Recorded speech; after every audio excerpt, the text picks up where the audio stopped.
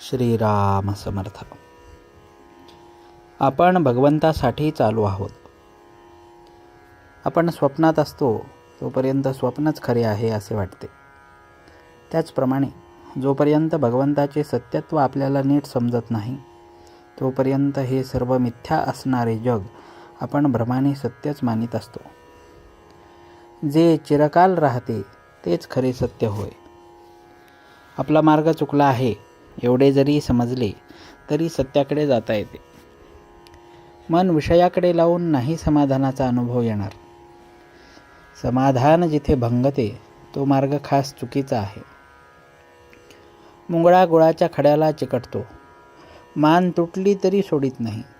त्याचप्रमाणे आपण विषय सुख सोडित नाही. त्याला काय करावे? जे अनुभवाने खरे शहाणे होतात ते या विषय सुखाचा त्याग करतात आणि ज्यांची ही विषयाची आसक्ती सुटली त्यांनाच ते मिथ्या आहे हे प्रत्ययाला येत. आपले समाधान का बिघडते? आज आहे त्यापेक्षा निराळे असावे असे वाटते म्हणून.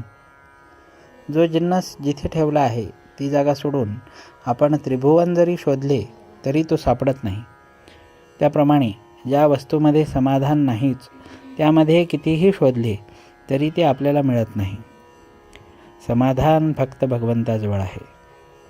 खरे म्हणजे आपली वृत्ती परिस्थितीत अडकलेली असल्यामुळे ती स्थिर राहत नाही, म्हणून आपल्याला समाधान नाही.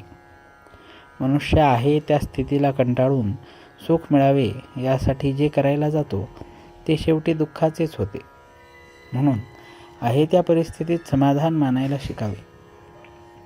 आपण ज्या कार्यासाठी आलो ते कार्य झाले की समाधान होते. मग जोपर्यंत आपल्या कृतीने आपल्याला समाधान होत नाही तोपर्यंत आपण त्या कार्यासाठी आलो नाही असे म्हणायला काय हरकत आहे? आपण भगवंतासाठीच आलो आहोत आणि त्याच्या प्राप्तीमध्ये आनंद आहे. जगातली कोणतीही दृश्य वस्तू आपल्याला मनाचे स्वास्थ्य देऊ शकत नाही किंवा ते नेऊ शकत नाही. मन भगवंताजवळ गुंतेल तेव्हाच स्वास्थ्य मिळेल. त्याकरिता नेहमी भगवंताचे नामस्मरण करावे.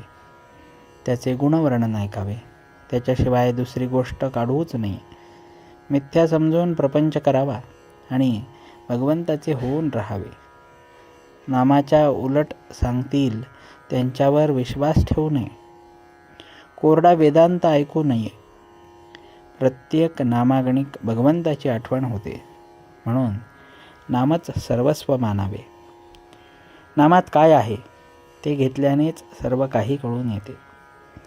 तीर्थक्षेत्रात किंवा संतांच्याकडे जाऊन वस्तू मिळवायची नसून समाधान मिळवायचे असते आणि हे नामस्मरणाच्या योगानेच घडून येते.